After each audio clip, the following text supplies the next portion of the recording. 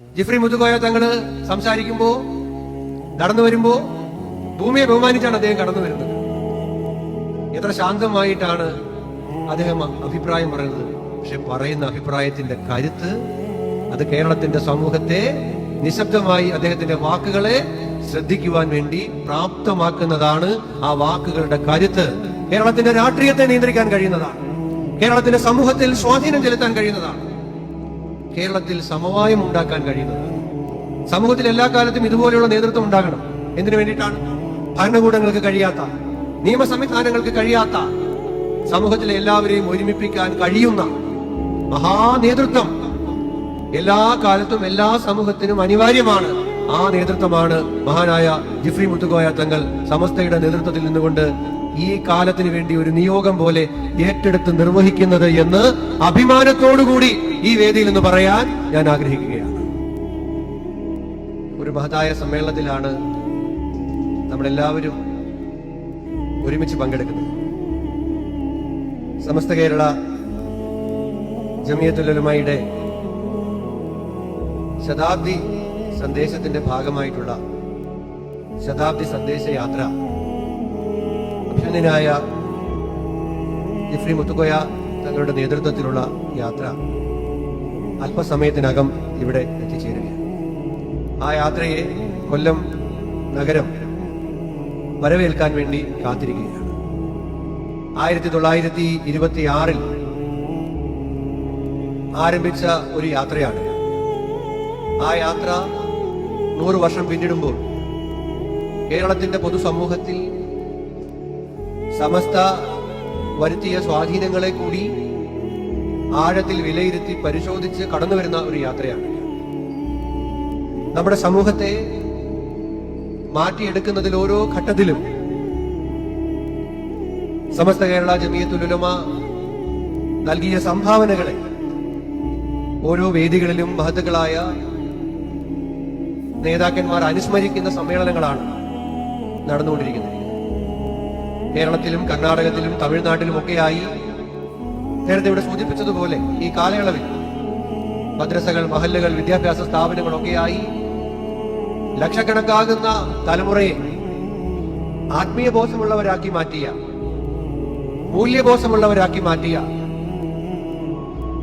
ഒരു മഹത്തായ പ്രസ്ഥാനത്തിന്റെ 100ാം വാർഷികത്തിന്റെ ആഘോഷങ്ങളാണ് കേരളമെമ്പാടും നടക്കുന്നത്. കാസർഗോഡ് ഇതിന്റെ സമാപന സമ്മേളനങ്ങൾ, ലക്ഷങ്ങൾ അണിനിരക്കുന്ന മഹാസമ്മേളനത്തിന് വേണ്ടിയിട്ട് എല്ലാവരും കാത്തിരിക്കുകയാണ്. ഇവിടെ നേരത്തെ സൂചിപ്പിച്ച പ്രസംഗത്തിൽ സൂചിപ്പിച്ച ഒരു വാചകം ഞാൻ അവിടെ ഇരുന്ന് ശ്രദ്ധിക്കുകയാണ്.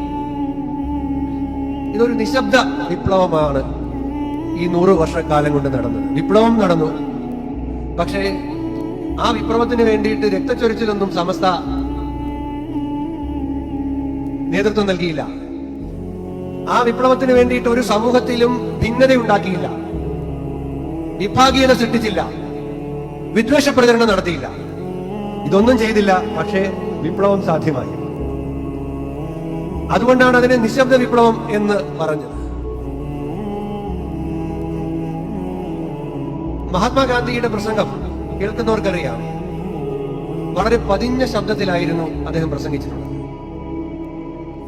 പക്ഷേ അദ്ദേഹത്തിന്റെ ആ ശബ്ദത്തിന്, വാക്കുകൾക്ക് സാമ്രാജ്യത്വത്തിന്റെ അടിവേരിളക്കാനുള്ള കരുത്തുണ്ടായിരുന്നു.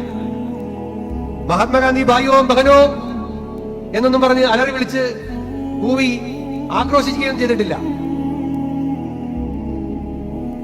വളരെ നിശബ്ദമായിട്ടാണ് അദ്ദേഹം ഈ രാജ്യത്തെ സാമ്രാജ്യത്തെ പരാജയപ്പെടുത്തിയത്. സമസ്തയെ കുറിച്ച് ചിന്തിക്കുമ്പോൾ അതാണ് എന്റെ മനസ്സിലേക്ക് കടന്നത്. ജിഫ്രി മുത്തുക്കോയ തങ്ങള് സംസാരിക്കുമ്പോ നടന്നു വരുമ്പോ ഭൂമിയെ ബഹുമാനിച്ചാണ് അദ്ദേഹം കടന്നു വരുന്നത്. എത്ര ശാന്തമായിട്ടാണ് അദ്ദേഹം അഭിപ്രായം പറയുന്നത്.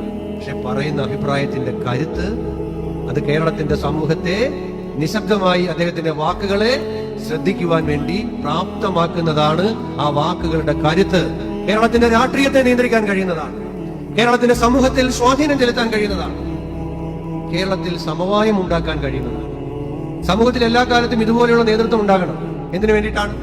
ഭരണകൂടങ്ങൾക്ക് കഴിയാത്ത, നിയമ സംവിധാനങ്ങൾക്ക് കഴിയാത്ത, സമൂഹത്തിലെ എല്ലാവരെയും ഒരുമിപ്പിക്കാൻ കഴിയുന്ന മഹാനേതൃത്വം എല്ലാ കാലത്തും എല്ലാ സമൂഹത്തിനും അനിവാര്യമാണ്.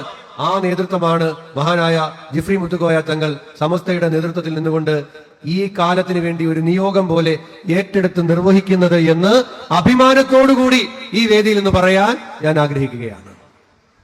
ഞാൻ അദ്ദേഹത്തെ സൂക്ഷ്മമായി നിരീക്ഷിക്കുന്ന ഒരു സാമൂഹിക വിദ്യാർത്ഥി കൂടിയാണ്. എല്ലാ സമയത്തും നമുക്കത് കാണാൻ കഴിയുന്നുണ്ട്.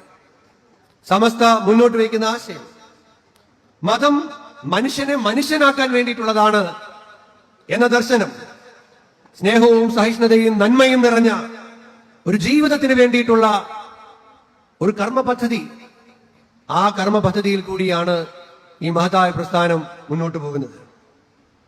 ഇന്ന് ഭരണകൂടം തന്നെ സമൂഹത്തിൽ വിദ്വേഷവും വെറുപ്പും വിഭാഗീയതയും സൃഷ്ടിക്കാൻ വേണ്ടിയിട്ട് പരിശ്രമിച്ച് പ്രവർത്തിക്കുന്ന ഒരു കാലത്ത് ഈ സന്ദേശയാത്ര മുന്നോട്ട് വയ്ക്കുന്ന ആശയങ്ങൾ കൂടുതൽ കരുത്തോടുകൂടി നമുക്ക് എല്ലാവർക്കും ചേർന്ന് ഏറ്റെടുത്ത് മുന്നോട്ട് പോകേണ്ടതായിട്ടുണ്ട്. ബഹുമാന്യനായ MP ശ്രീ NK പ്രേമചന്ദ്രൻ കഴിഞ്ഞ ദിവസങ്ങളിൽ ഇന്ത്യയുടെ പാർലമെന്റിൽ നടത്തിയ ഇടപെടലുകൾ നമ്മളെല്ലാവരും കണ്ടതാണ്. ലോകത്തെ തന്നെ ഏറ്റവും വലിയ ദാരിദ്ര്യ നിർമ്മാർജ്ജന പദ്ധതിയായിരുന്നു മഹാത്മാഗാന്ധിയുടെ പേരിലുണ്ടായിരുന്ന ഗ്രാമീണ തൊഴിലുറപ്പ് പദ്ധതി. ആ പദ്ധതിയുടെ പേരിൽ നിന്നും മഹാത്മാഗാന്ധിയെ മാറ്റാൻ രാജ്യത്ത് അധികാരത്തിലിരിക്കുന്ന ഭരണകൂടത്തിന് ധൈര്യമുണ്ടാകുന്നു എന്ന അപകടത്തെയാണ് അദ്ദേഹം ഇന്ത്യയുടെ പാർലമെന്റിൽ അതിന്റെ നിയമപരമായ ഭരണഘടനാപരമായ പോരായ്മകളെ ചൂണ്ടിക്കാണിച്ചുകൊണ്ട് ഏറ്റവും ശ്രദ്ധേയമായ രൂപത്തിൽ ആ ബില്ലിനെ എതിർത്തുകൊണ്ട് സംസാരിച്ച് നമ്മളെല്ലാം കേട്ടതാണ്. മഹാത്മാഗാന്ധിയെ പോലും തമസ്കരിക്കുന്ന, ഭരണഘടനാ മൂല്യങ്ങളെ ഇല്ലാതാക്കാൻ ശ്രമിക്കുന്ന ഭരണകൂടം നിലനിൽക്കുന്ന ഒരു രാജ്യത്ത് നമ്മൾ ഈ യാത്രയുമായി കടന്നു വരുമ്പോൾ നമ്മളെല്ലാം മറന്ന് ഒരുമിച്ച് നിന്ന് പോരാടേണ്ടത് ഈ ഭരണഘടനയെയും അത് ഉയർത്തിപ്പിടിക്കുന്ന ഭരണഘടനാ മൂല്യങ്ങളെയും സംരക്ഷിക്കുന്നതിന് വേണ്ടിയിട്ടാണ്. നമ്മുടെ ജനാധിപത്യ അവകാശങ്ങളെ, നമ്മുടെ പൗരത്വത്തെ പിൻവാതിലിൽ കൂടി അട്ടിമറിക്കാൻ നേരെ വന്ന് പരാജയപ്പെട്ടപ്പോ മറ്റു മാർഗങ്ങളിൽ കൂടി അത് നടപ്പിലാക്കാൻ നടത്തുന്ന പരിശ്രമങ്ങളെ ജാഗ്രതയോടുകൂടി കണ്ണിൽ എണ്ണയൊഴിച്ച് കാത്തിരുന്ന് സംരക്ഷിക്കാനുള്ള പ്രതിജ്ഞകൾ കൂടി ഈ സമയത്ത് നമുക്ക് കൈക്കൊള്ളേണ്ടതായിട്ടുണ്ട്. ഞാൻ ദീർഘമായി കടന്നു പോകുന്നില്ല. ബഹുമാന്യായ MP-യും മറ്റു നേതാക്കന്മാരും എല്ലാം എത്തിച്ചേർന്നിരിക്കുകയാണ്. ഈ സമ്മേളനത്തിൽ എത്തുവാനും മഹത്തുക്കളായ വ്യക്തിത്വങ്ങളോടൊപ്പം, സദസ്സിലും വേദിയിലുമുള്ള വ്യക്തിത്വങ്ങളോടൊപ്പം അല്പനേരം സംസാരിക്കുവാനും കഴിഞ്ഞതിലുള്ള എന്റെ വ്യക്തിപരമായ ആഹ്ലാദം കൂടി പങ്കുവെച്ചുകൊണ്ട് ഈ 100 വർഷത്തിന്റെ ചരിത്രത്തെ കേരളത്തിന്റെ മുഖ്യധാരയുടെ മുമ്പിൽ തുറന്നു കാണിച്ചുകൊണ്ട് സംവേദിച്ചുകൊണ്ട് കടന്നുവരുന്ന ഈ സന്ദേശയാത്രയ്ക്ക് കൊല്ലം പൗരാവലിയുടെ എല്ലാ അഭിവാദ്യങ്ങളും അർപ്പിച്ചുകൊണ്ട് ഞാൻ എന്റെ വാക്കുകൾ അവസാനിപ്പിക്കുന്നു. നന്ദി, നമസ്കാരം.